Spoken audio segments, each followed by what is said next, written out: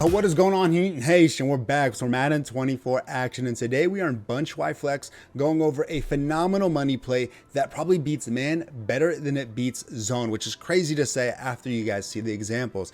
Now, I ran into this play because somebody ran it against me and I had virtually no answers to it. I found it nothing that could stop it, and the game ended. I think it was like 48-45 with me just kicking the game-winning field goal at the end. I mean, at the point, this play was so money. At the point, I was like, you know what? I can call it myself.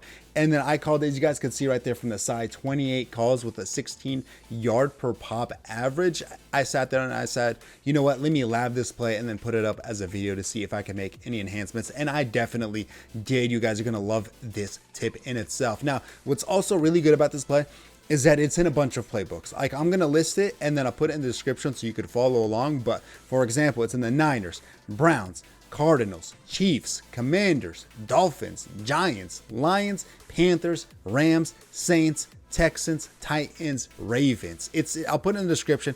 It's a lot of teams, but that's what's really good about this play is virtually half the teams in the NFL have this play in their playbook. So we're going to start off dagger, and then we're going to start off with cover 3, and then we'll hop into man, and it's crazy. So we'll start it off stock because you don't necessarily have to make any adjustments to this play, and then after that I'll explain why I make the adjustments that I make. So we got a unique crossing route ran by Amon-Ra St. Brown, and not only does it torch man, but it fits phenomenally in between the zones. It doesn't go too deep, it doesn't go too shallow. What we also have is it, for some reason, it's weird to say this, but this drag route ran by the tight end, I don't know if it's the formation or the alignment of where he is, but it's a really good drag route. It beats man, and it just fits in between the zones phenomenally. I don't understand why, but you guys will see it in a second. And then of course we have paired with a backside in route, and you can see Reynolds, the circle receiver right here on the backside in route. It's unique because it goes towards the sideline and then cuts towards the middle of the field, which really makes it a phenomenal last read, last resort type of route,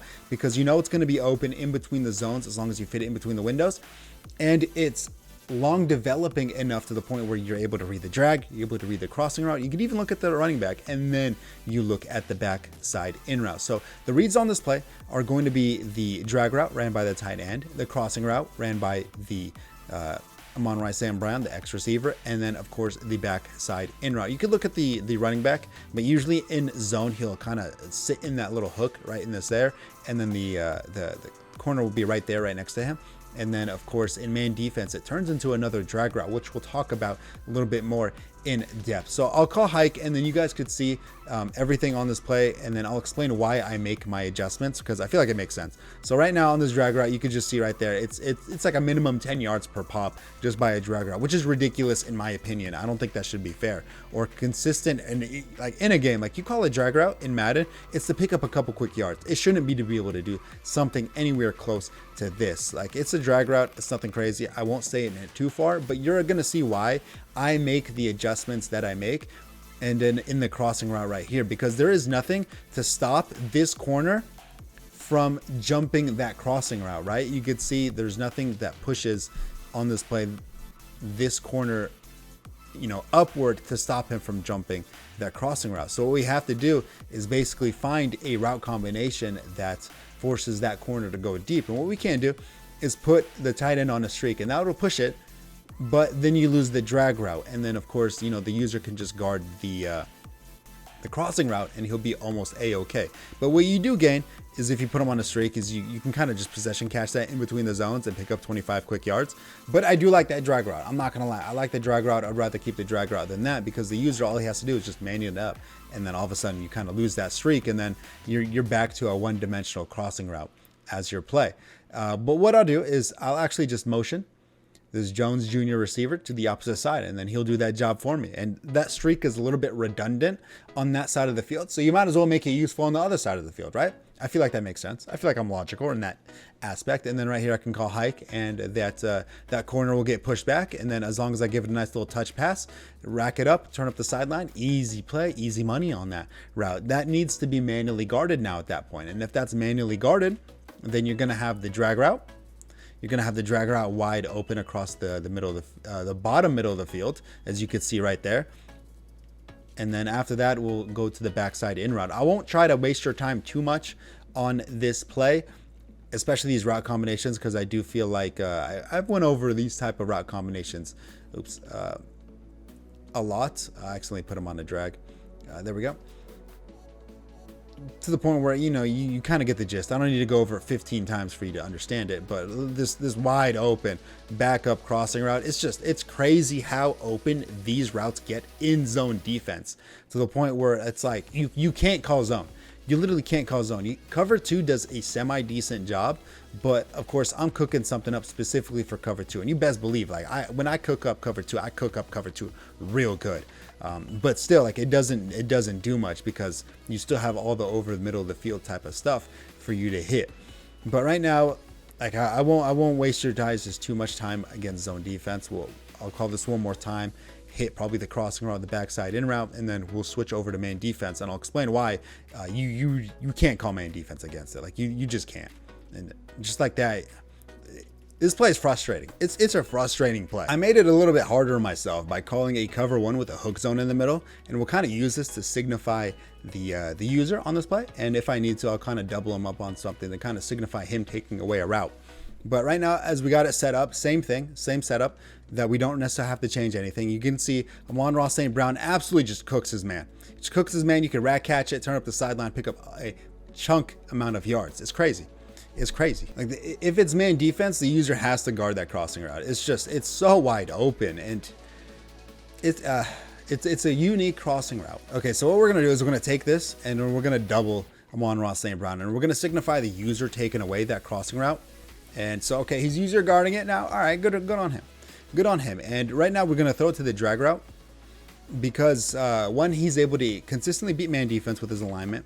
And at worst, he's going to pick up 5 yards. At best, he's going to pick up like 20, 30 yards. You guys can see if we're able to kind of juke the corner. So I'll show you guys right here, right there. Boom. We're able to throw it to him. And now if I'm able to turn up field and cause that safety to miss, then we're picking up chunk yards. At worst, like I mentioned, we are picking up 5 to 10 yards. Now, I'm not going to keep motioning the slot receiver right here, Jones, to the opposite side, just for the sake of time. But he does the crossing route, Amon-Ra St. Brown. Oddly enough, he beats man better once you motion him to the opposite side. I'm not necessarily sure. Maybe it's the alignment of the safety afterwards, after you motion him. But for some odd reason, the Amon-Ra St. Brown does beat man better when you motion him to the opposite side. So I highly still recommend doing it when you are playing your online head-to-head games. But now that we're kind of finished with the crossing route part of the aspects examples, then I don't necessarily have to keep motioning him, you know? So we'll double team Amon-Ra St. Brown, signifying the user taking it away from us. So right here, we'll just toss it to him, and then he just dropped that. Wow, that was kind of rude of him. One more time, we'll throw it to him, especially if you have a fast tight end. If you have a fast tight end, then you're able to just kind of turn up field before that safety is able to kind of make the tackle. I wish I had some examples to it, and I wish I had probably a better tight end that I could use for this example. But just oh, there we go. Just like that, you're able to turn up field. If you got a fast tight end, you're off to the races. Ironically enough, on just a drag route, which is crazy in my opinion, crazy. And right now we even have a hook zone right there that our receiver bumped into. And then what's even crazier is that this route wraps around again. The route wraps around again. Right here, we'll double up the crossing route right there. The running back, Montgomery, on this play, because it's man defense, he comes back across the field as well when it's man defense. So now you have a second drag route going across the middle. And then the drag route, I mean, this running back is going to be better and faster. So realistically, is it better to throw it to the running back than it is to the tight end, which is wild to think about, because like who's the user going to guard on defense? Like who? Like it doesn't matter who he picks, it's wrong. If I had a better throw, you could see the sideline is just wide open for him to just diagonally cut across the field and then get a bunch of chunk yards. Like, okay, we'll double the crossing route in this time right here. And then once again, I'll throw it to the running back one more time. But it's, God, give me a throw, Goff. Come on, help me out here, buddy. You're making me look bad. One more time. Come on, Goff. You got this. Hey, you got this, Goff. You got it. There we go. Of course, it's actually completely my fault, but still. But you could see, like, it's such a man-beating play to the point where it's high percentage throws that gets chunky yards, which is crazy in my opinion, because usually Madden plays don't have that. And then one more time. And I mean, it doesn't matter what the user does, he's wrong. And then the backside in route, I usually give this a downward precision pass, and then I'll try to cut a little bit just to make it safer. But if you have an elite receiver right there, you don't necessarily have too much to worry about, because it's going to be man too.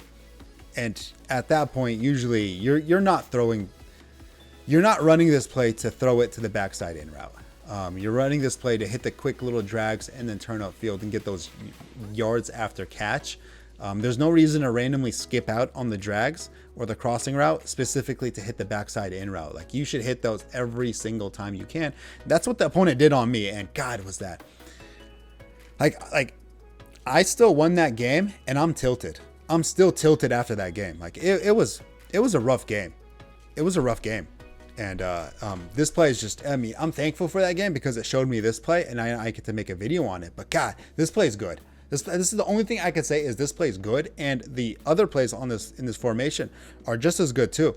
Because especially if you run the ball, like if you run the ball in this formation, it's pretty ridiculous as well. Like, the inside zone here is tough. Like, this formation's tough. Like, I'm gonna have to make an ebook or something in this formation because it's really good. I'm at a loss for words. It's a good play. It's a really good play. Just like that, poor accuracy. But all right.